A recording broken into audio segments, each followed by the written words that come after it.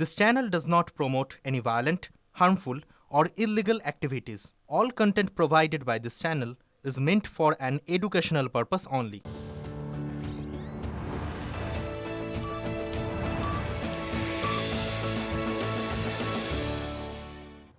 নমস্কার, টিভি9 বাংলায় আপনাদের আরও একবার স্বাগত জানাই। আমি শুভজিৎ রয়েছি আপনাদের সঙ্গে। আর বিকেল 5টা মানে আপনারা জানেন পাঁচ কথা মানে দিনের গুরুত্বপূর্ণ খবরগুলো ঝাড়াই বাছার করে তার লেটেস্ট আপডেট আপনাদের সামনে তুলে ধরবো। আজ শুরুতেই যে খবরে আমাদের চোখ রাখতেই হবে, এসআইআর শুনানিতে অসুস্থ বৃদ্ধ আবারও আসতে বলা হলো সন্ধ্যায়। ঠাকুরপুকুরের শিলপাড়ায় শুনানি কেন্দ্রে অসুস্থ 78 বছরের বৃদ্ধ। শুনানি কেন্দ্র থেকে তড়িঘড়ি নিয়ে যাওয়া হয় ডাক্তারের কাছে।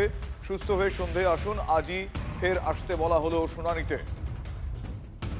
এখানে অনেকেই আছে, আপনারা দেখছেন এখানে লাইন দেওয়া আছে, অনেকেই আছে। এবার কিছু লোক বসতে পারছে না, সবাই তো আর বসতে পারে, উনি পর্যন্ত অসুস্থ হয়ে যায়। ওনাকে বাড়িতে পাঠানো হয়েছে কাউন্সিলরের সহযোগিতায়। এবার এখান থেকে আবার বলেছে ওনাকে 7টার সময় আসতে, এবার জানি না কি হবে। এবার উনি যদি আবার আসে, এবার বুঝতে পারছেন যা হয়, মানুষ এবারে হ্যারাসমেন্ট হচ্ছে।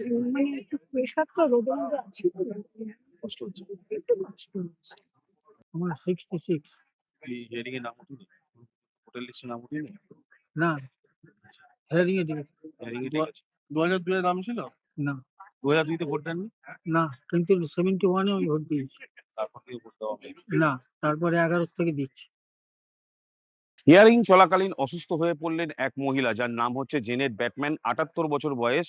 124 নম্বর ওয়ার্ডের পিকে ব্রহ্মচারী স্কুলে কিন্তু এই মুহূর্তে হিয়ারিং এর কাজ চলছে এবং আমরা দেখতে পাচ্ছি বহু বয়স্ক লোকজন তারা কিন্তু এই মুহূর্তে লাইনে তারা বসে রয়েছেন এবং যেহেতু অনেক ঘন্টার পর ঘন্টা তাদেরকে এই হিয়ারিং এ বসে থাকতে হচ্ছে, তার জন্য কিন্তু বেশ কিছু মানুষজন অসুস্থ হয়ে যাচ্ছে এবং তেমনই কিন্তু এই মহিলা অসুস্থ হয়ে পড়েছিলেন, যদিও তারপর স্থানীয় লোকজন তাকে ধরে নিয়ে তার বাড়িতে পৌঁছে দেয় এবং সেখান থেকে ডাক্তারখানা। এখন তিনি ভালো রয়েছেন, তবে যেমনটা জানা যাচ্ছে তার হিয়ারিং কিন্তু তার বাড়িতেই হবে। শিলপাড়া থেকে সৌভিক সরকার, টিভি9 বাংলা।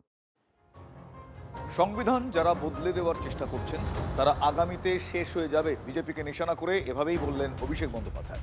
জ্ঞানেশ কুমারকে ফের ভ্যানিশ কুমার বলে কটাক্ষ করলেন। বিজেপির কথায় জনতাকে দুর্ভোগে ফেলছেন, জীবিতকে ভূত বানিয়েছেন, এত বড় জাদুকর আগে দেখিনি। ঠিক এভাবেই তোপ দেখেছেন অভিষেক বন্দ্যোপাধ্যায়। वैनिश कुमार कौन है पता है? जिंदा लोगों को भूत बना देते हैं। इससे बड़ा जादूगर मैंने आज तक पूरे देश में नहीं देखा। पीसी सरकार से भी बड़ा जादूगर। भाई जिंदा लोगों को भूत बना दिया, ये वैनिश कुमार का जादू है। भाई एक जादू अगर वैनिश कुमार दिखाए तो एक जादू आपको भी दिखाना पड़ेगा। क्या जादू दिखाएंगे? नहीं, जब बीजेपी के लोग आपके घर पे जाएंगे तो उनको बोलना कि दादा वोट तो इस बार आप ही को देंगे। बोलेंगे? बोलेंगे? बोलना वोट आप ही को देंगे, आप निश्चित रहो, एकदम बेफिक्र रहो, वोट आपको देंगे। और जिस दिन चुनाव देने का, मतदान करने का दिन होगा, उस दिन लाइन में खड़ा होकर जोड़ा फूल को वोट देना है। तो उनको लगेगा भाई क्या मैजिक हो गया, सब तो बोला था कि कमल पे वोट देंगे, जोड़ा फूल में कैसे वोट हो गया। भाई ज्ञानेश कुमार अगर मैजिक दिखा सकता है तो अलीपुर द्वार के लोग भी मैजिक दिखा सकता है, और यही मैजिक हमको करके दिखाना है। আমরা জানি যে নির্বাচন কমিশন তারা 85 ঊর্ধ্ব মানে 85 বছরের বেশি যাদের বয়স তাদের বাড়ি গিয়ে শুনানির নির্দেশ দিয়েছে। সেই নির্দেশে একেবারে থোড়াই কেয়ার, হিয়ারিং হয়রানি অব্যাহত। দিকে দিকে সেই ছবি দেখতে পাওয়া যাচ্ছে, অসুস্থ নবতিপরকে নিয়ে শুনানি কেন্দ্রে দেখতে পাওয়া যাচ্ছে তার বাড়ির লোকজনকে। ফলে বিএলওর ভূমিকা নিয়ে প্রশ্ন উঠেছে। মুর্শিদাবাদের বহরমপুরের শুনানি কেন্দ্রের ঘটনা এটা, যেটা আপনাদের বললাম। বহরমপুর বিধানসভার অন্তর্গত কাশিমবাজার মনীন্দ্রনগরের বাসিন্দা 90 ঊর্ধ্ব আনন্দময়ী শর্মা, তাকে হাতে ধরে নিয়ে আসেন মেয়ে, নিয়ে আসতেও হয়রানি পোহাতে হয়। আমাকে বলে আসছে আজকে আসতে, এই বয়সে কষ্ট করে আপনাকে তো নিয়ে আসতে হচ্ছে। কি করব বাবা বলো, না আনলে এখন কর্মিক যাবে কবে, কি করবে, তার সাথে নিয়ে আসি, মরে যাবে রাস্তায় ফেলে দিব। আমারও অত কেয়ার হয়নি। আর উনি যেহেতু হেঁটে বললেন যে আমি যাব, যেখানে যেতে হয় আমাকে নিয়ে যাবে, আমি সেই জন্য সেই রিস্কটা নিয়ে নিই যে বাড়ি পর্যন্ত, ওটা তো আমি জানতাম না, কিন্তু আমার নলেজে ছিল।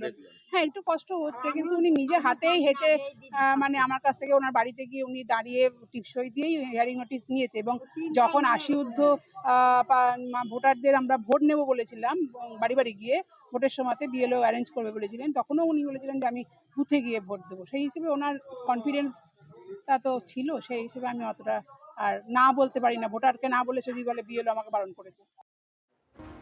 আসন্ন বিধানসভা নির্বাচন দোরগোড়া একেবারে করা নাড়ছে। তার আগে যা যা দ্বৈরথ রয়েছে, যা যা দ্বিমত রয়েছে, কোন্দল রয়েছে, সেগুলো কাটাতে মরিয়া তৃণমূল কংগ্রেস।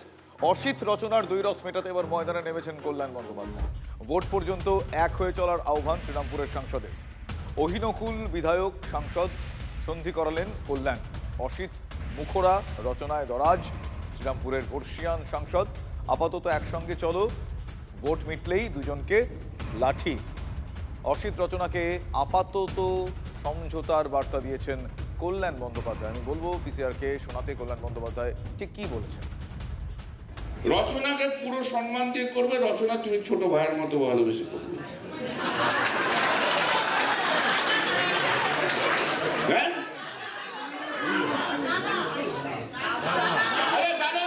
দাদা হবে, তোমার দাদার মতো হবে, ঠিক আছে। একসঙ্গে তো দুজনে মিলে সকালবেলা ঘুগনি খাচ্ছিস। আগে তো বলছি দিদি চলে এসো, সকালবেলা একটু ঘুগনি খাই, ব্রেকফাস্ট করি। হ্যাঁ, restore that position. I will request for God's sake, পার্টির জন্য সবাইকে কিন্তু একসঙ্গে কাজ করতে হবে। কেউ এবার থেকে তপনের কানে কানে কেউ খুসখুস করবে না, আর কেউ এখন থেকে রচনার কানে গিয়েও খুসখুস করবে না।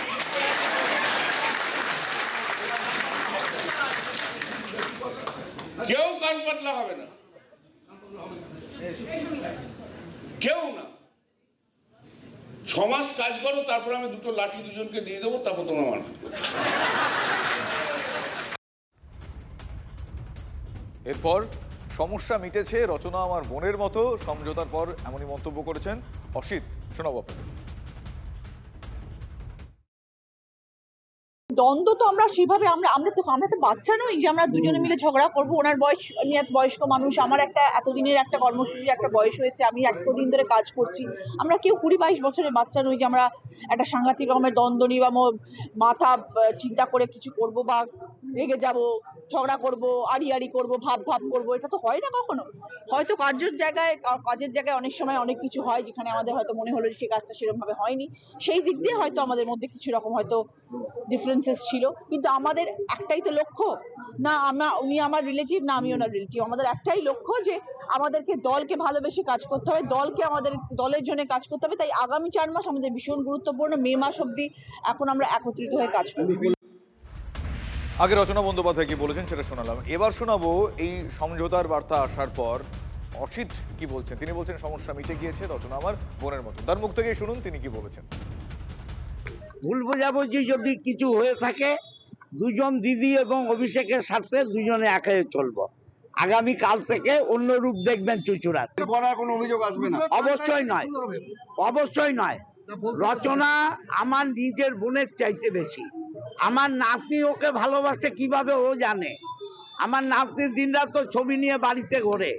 অতএব এটা কোনো ব্যাপার নয়, ভুল বোঝাবুঝি সাময়িক। দীর্ঘদিনের লড়াইতে আমরা এক।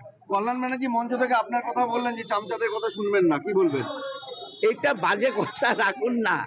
হ্যাঁ, বললাম না আমাদের সিনিয়র অভিভাবক, আজকে থেকে নয়। অতএব উনি যেটা বলেন ঠিকই বলেন।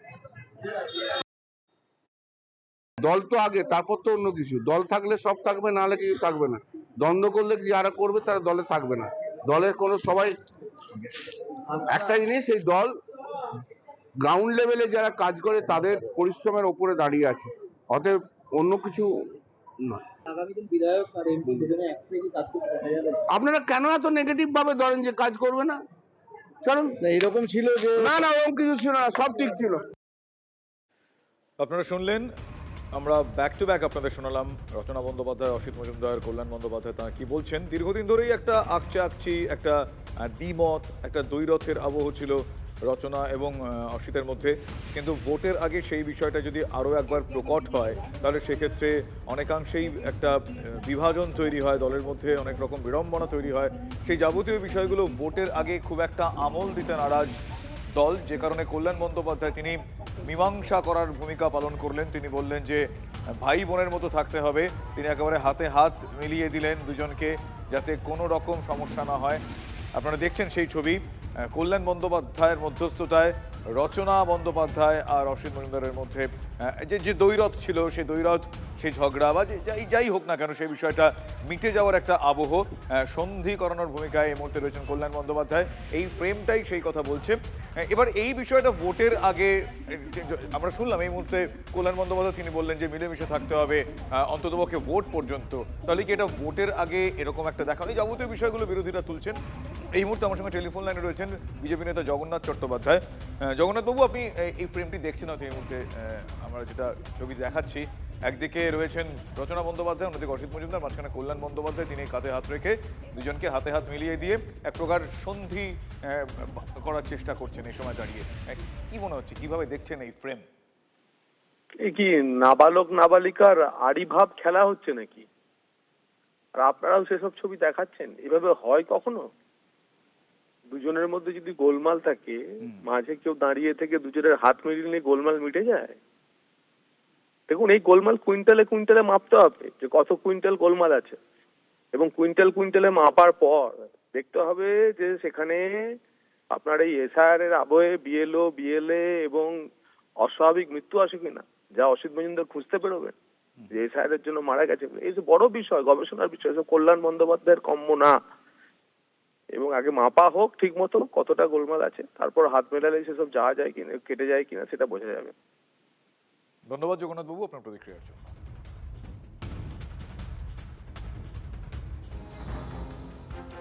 রাজারহাট নিউ টাউনে তৃণমূলে আকছে আকছি, প্রকাশ্যে চলে এসেছে আবার তাপস সব্যসাচী দ্বৈরথ।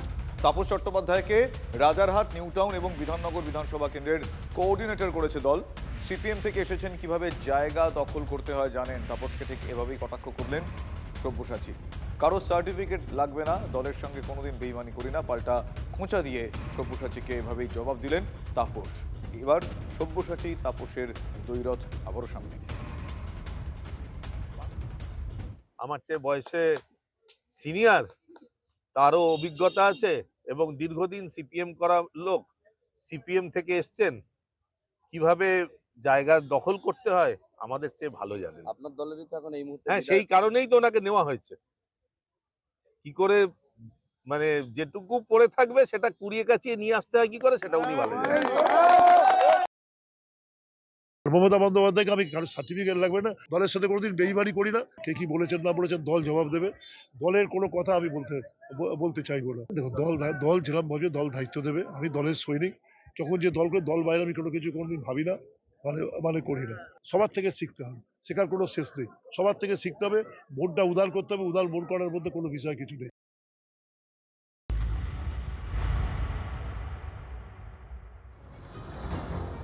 24-এ ইডির ওপর হামলা, এবার সন্দেশখালীতে পুলিশ আক্রান্ত। ভেড়ি জবরদখলে অভিযুক্ত শাহজাহান সাগরেদ, যার নাম মুসা মোল্লা, তাকে ধরতে গিয়ে আক্রান্ত ন্যাজার থানার পুলিশ। তৃণমূল কর্মী মুসা মোল্লার বাড়িতে যেতেই পুলিশের ওপর হামলা, গাড়িতে ভাঙচুর, এক অফিসার সহ জখম 3 ঊর্ধ্বধারী। ঘটনায় 9 জনকে ইতিমধ্যে পুলিশ গ্রেফতার করেছে। বারবার আক্রান্ত বাহিনী এত সাহস হয় কি করে? বয়ারমারি এলাকায় জমি বিবাদ ঘিরে অশান্তি তুঙ্গে। বয়ারমারি 2 নম্বর গ্রাম পঞ্চায়েতের তৃণমূল প্রধানকে আটক করে জিজ্ঞাসাবাদ করছে পুলিশ। পুলিশের নোটিশে সাড়া না দেওয়ায় রাতে অভিযুক্তকে পুলিশ ধরতে যায়। হুলোপাড়ায় অভিযুক্ত মুসার বাড়িতে গিয়ে আক্রান্ত হতে হয় পুলিশকে।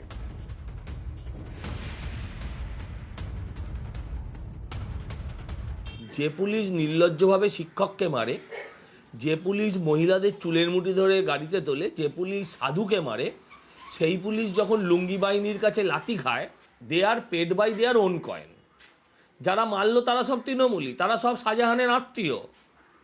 শাহজাহানের জন্য মমতা বন্দ্যোপাধ্যায় একদম বিধানসভায় লড়াই করে, আপনাদের চ্যানেলে বসে লড়াই করেন মমতা বন্দ্যোপাধ্যায়। এই শাহজাহানের লোকেরাই আজকে পুলিশ মন্ত্রী মমতা বন্দ্যোপাধ্যায়ের পুলিশকে মারল। পুলিশ নীরব, ওই 4-5টাকে লোক দেখানো ধরবে, 2-3 দিনের মধ্যে বেল হয়ে যাবে। এই ঘটনা যদি উত্তরপ্রদেশে হতো, তারপর পুলিশ আরেকটা রিল করে দেখাতো তাদের কি অবস্থা করা হয়েছে। ফলে আইনকে নিয়ে কেউ আর ছেলে খেলা করার এই সুযোগ পেত না। কারা বলছে জ্ঞানের কথা? এই রাজ্যের বুকে আইনের শাসন আছে, তাই অন্যায় যে করে তার রং দেখে না, দল দেখে না, তাকে পুলিশ গ্রেপ্তার করে ব্যবস্থা নেয়। এক্ষেত্রেও ব্যবস্থা নেওয়া হচ্ছে। কাদের মুখে আইন শৃঙ্খলা নিয়ে কথা শুনবো? বিজেপির মুখে, যারা সারা ভারতবর্ষে কি উদাহরণ দেখিয়েছে, তাদের মুখ থেকে আইন শৃঙ্খলা নিয়ে কথা শুনতে হবে? পশ্চিমবঙ্গে আইনের শাসন আছে, তার জন্যই বাংলার মানুষ মমতাদি সরকারের পাশে থাকে। হাজার মিথ্যের ন্যারেটিভ দিয়ে ওটাকে ভাঙা যাবে না। এক্ষেত্রে বলা দরকার, এই প্রথম নয় কিন্তু সাম্প্রতিক অতীতে বিভিন্ন জায়গায় পুলিশের ওপর হামলার ঘটনা ঘটেছে। কখনো দক্ষিণ দিনাজপুরে, কখনো বাঁকুড়ায়, কখনো জয়নগরে, ডোমকল, ঘাটাল। আমরা পরপর আলাদা আলাদা 6টি ভিজুয়ালস আপনাদের দেখাচ্ছি। এই 6টি ভিজুয়ালস ঘাটালে 18ই মার্চ 2025 সেখানে আক্রান্ত হয় পুলিশ। ভাঙড়ে 19শে জানুয়ারি 2025, ডোমকলে 13ই মার্চ 2025। অন্যদিকে পরপর আপনাদের 6টা আলাদা আলাদা ভিজুয়াল। দক্ষিণ দিনাজপুর, বাঁকুড়া, জয়নগর, পরপর 6টি আলাদা আলাদা ভিজুয়ালস এখানে দেখাচ্ছে সাম্প্রতিককালে কতবার কত রকমভাবে আক্রান্ত হতে হয়েছে পুলিশকে।